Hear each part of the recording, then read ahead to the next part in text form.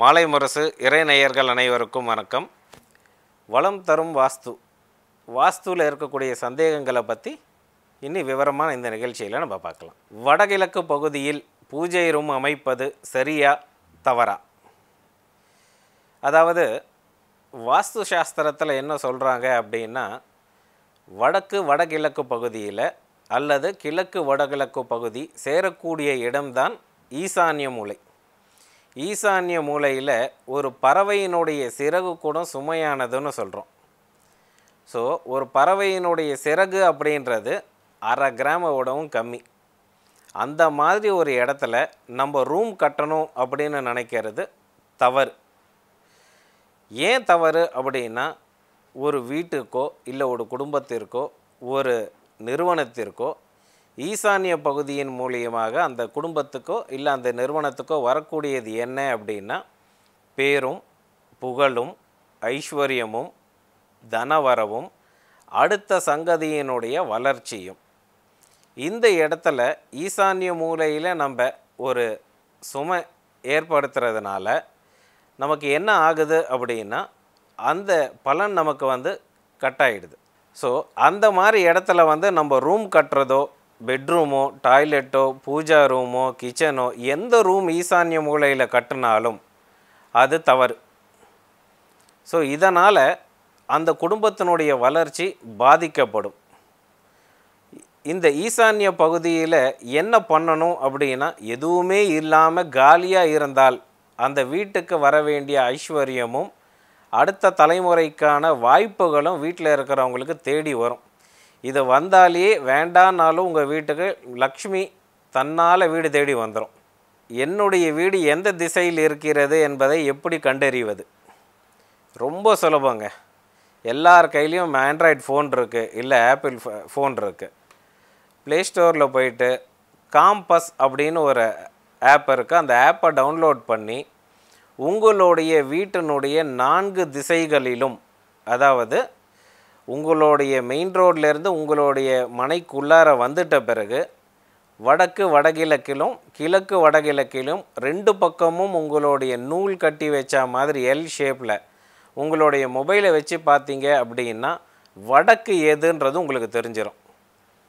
So வடக்கை நோக்கி நீங்கள் பார்த்தீங்க அப்படின்னா உங்களுடைய மனைக்கான ரோடு எந்த பக்கம் இருக்குது அப்படின்றத பார்த்தீங்கன்னா உங்களுக்கு அதில் உங்களுடைய மனை எந்த திசையில் இருக்குது அப்படின்றத நம்மளால் ஈஸியாக கண்டறியலாம்.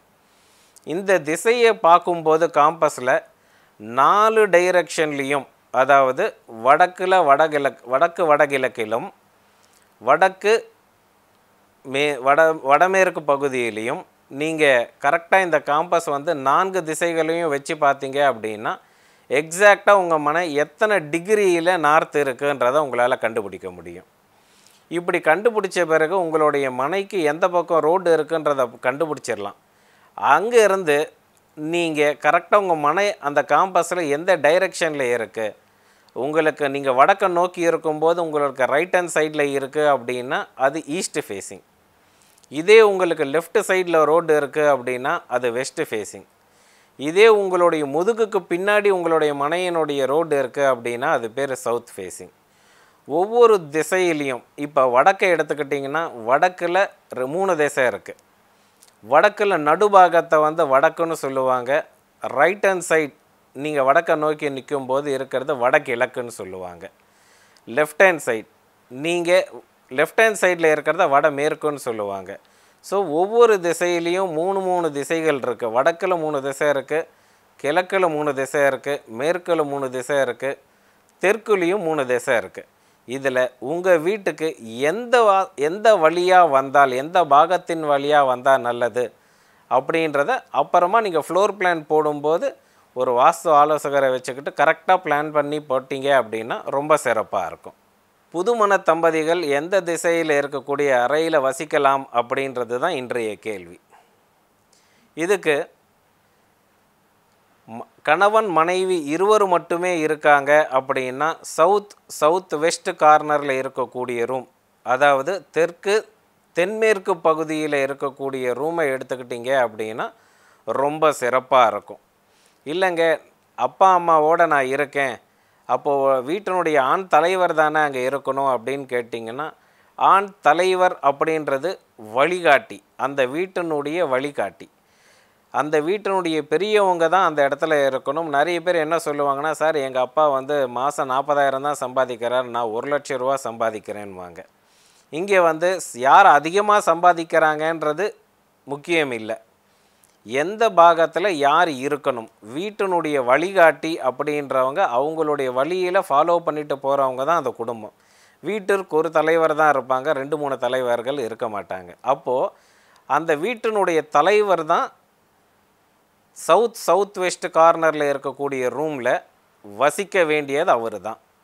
மகனாக இருந்தாலும் மகளாக இருந்தாலும் நாங்கள் அதிகமாக சம்பாதிக்கிறோம் அப்படின்னா அவங்களுக்கு அந்த இடத்துல இடம் இல்லை. அவங்க வசிக்க வேண்டிய இடம் எது அப்படின்னா வடக்கு வடமேற்கு பகுதியில் இருக்கக்கூடிய ரூமை சூஸ் பண்ணிக்கலாம். இல்லைங்க நாங்கள் மொத்தம் 3 பேர், அப்பா அம்மா அண்ணன் அண்ணி நானும் என் மனைவியும் இருக்கிறோம் அப்படின்னு சொன்னீங்க அப்படின்னா, அப்பா அம்மாவுக்கு சவுத்து வெஸ்ட் கார்னர் தென்மேற்கு பகுதியில் இருக்கக்கூடிய ரூமை வந்து அவங்களுக்கு கொடுத்துடலாம். அண்ணாவிற்கு வடக்கு வடமேற்கு பகுதியில் இருக்கக்கூடிய ரூமில் அவங்க வசிக்கிறது ரொம்ப சிறப்பு. நீங்கள் அதாவது வீட்டினுடைய கடைசி பிள்ளை அவங்க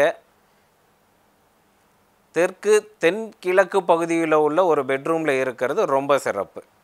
எக்காரணத்தை கொண்டும் ஈசான்ய பகுதியில் ஒரு ரூமை போட்டுட்டு அந்த இடத்துல பாரத்தை ஏற்றிடாதீங்க. காரணம் என்ன அப்படின்னா, ஈசான்ய பகுதியில் இருக்கக்கூடிய பெட்ரூமில் வசிக்கக்கூடியவர்களுக்கு சந்தான பாக்கியம் அந்தளவு வருவதற்கான வாய்ப்புகள் மிக குறைவு.